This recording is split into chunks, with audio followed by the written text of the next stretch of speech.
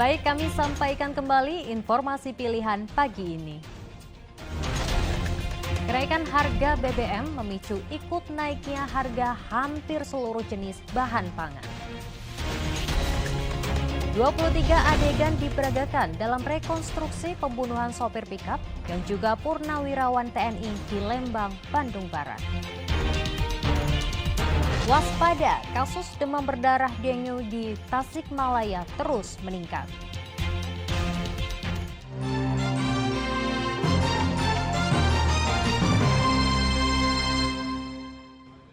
Kenaikan harga BBM juga mengerek naik harga hampir seluruh jenis bahan pangan. Harga sayuran hingga beras pun naik. Kenaikan harga bahan pangan yang terpicu naiknya biaya logistik setelah pemerintah menaikkan harga BBM subsidi dialami para pedagang pasar Kosambi, Kota Bandung. Harga cabai keriting yang sempat berada di Rp75.000 per kilogram kini kembali naik menjadi Rp90.000. Begitu juga dengan bawang merah yang naik dari Rp40.000 menjadi Rp45.000 per kilogram. Kebetulan untuk hari ini cabai itu rawit toba sama bawang merah. Yang ini di sana cabai keriting merah. Itu berapa, Bu? Kemarin masih jual 70, sekarang 95. Naiknya harga bahan pangan memberatkan warga. Berat. Saya buat apalagi kalau ada yang mau buat jualan, buat dagang, yang UMKM juga kasihan juga itu sih yang akan mungkin karena BBM lagi naik juga ya karena semua serba naik gitu ya. Dan sekarang lagi keadaan lagi ada keadaan COVID gitu kayak gitu mungkin jadi bikin keadaan semua jadi serba naik gitu. Tidak hanya sayuran, harga beras juga ikut naik. Naiknya mah nggak seberapa banyak, cuma pengirim kurang. Misalkan dari 10.5 jadi 11. Oh, naik 500. Ya. Terus Kalau jenis PN naiknya 1.000. Cuma PN mah yang keras, yang buat lontong.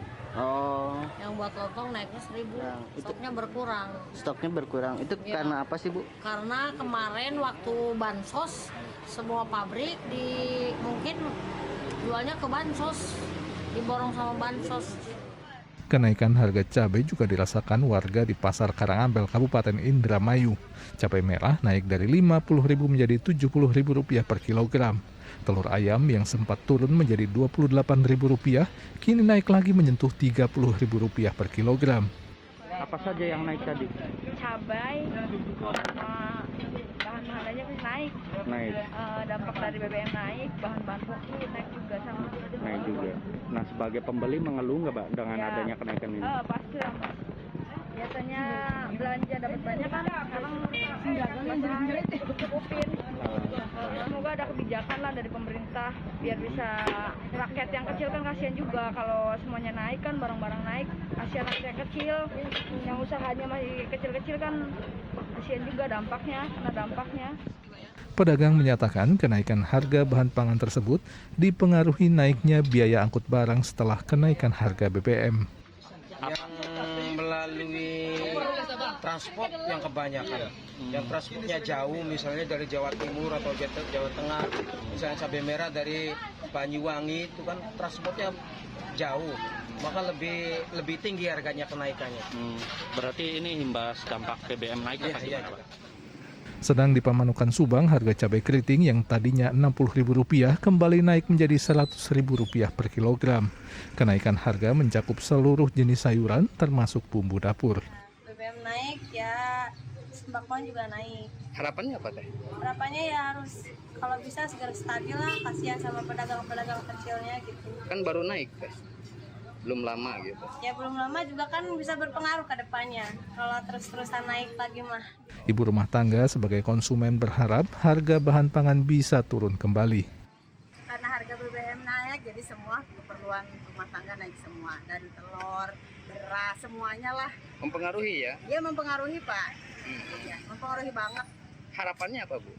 Ya kalau harapan ibu rumah tangga mah stabilin lah harganya.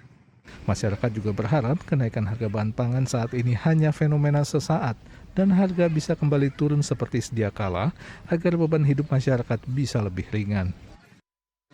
Tim Liputan melaporkan.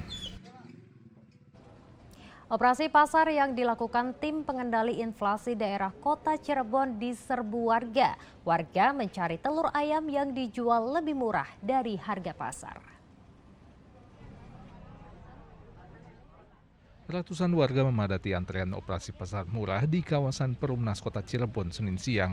Warga memburu sejumlah bahan pangan dengan harga yang lebih murah dibanding pasar, seperti telur ayam, minyak goreng, beras, tepung terigu, dan gula pasir. Belanja telur, minyak, beras, gula, terigu. Ada perbedaan harga nggak, Bu? Ya ada telur terutama. Ibu Hajah Tuti sama Berapa, Ibu Bu? Merlina. Telur kan di pasar 27, di sini 22.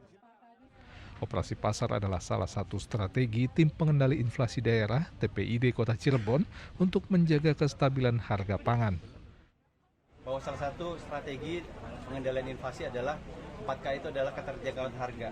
Sehingga bagaimana menjaga keterjangkauan harga di tengah-tengah adanya tekanan inflasi, sehingga kita menyelenggarakan kegiatan operasi pasar agar daya beli masyarakat tetap terjaga dalam memenuhi kebutuhan-kebutuhan khususnya komoditas pokok dan juga beberapa komoditas yang memang sangat menyumbang tertinggi dalam tekanan inflasi khususnya Kota Cirebon. Operasi pasar murah ini akan digelar hingga beberapa hari ke depan. Nantinya operasi pasar akan berpindah-pindah tempat agar lebih mudah dijangkau masyarakat. Maruli Habibi melaporkan dari Kota Cirebon. Belasan pelajar bolos sekolah di Majalengka diciduk Satpol PP. Dari salah satu pelajar, Satpol PP temukan puluhan butir pil obat batuk.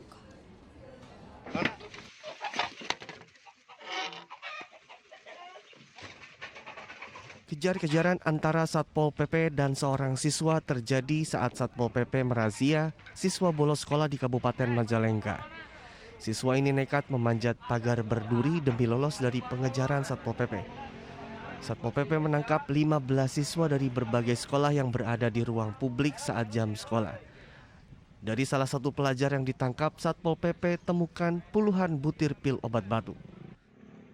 Ya, menyita ditemukan obat jenis obat batuk gitu ya. Iya. Obat batuk itu ada 59 pil. Iya.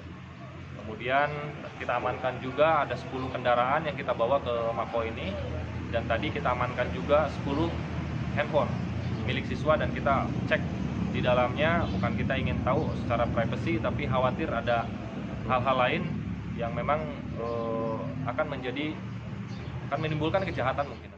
Setelah ditangkap, belasan pelajar dibawa ke markas Satpol PP untuk dibina dan didata.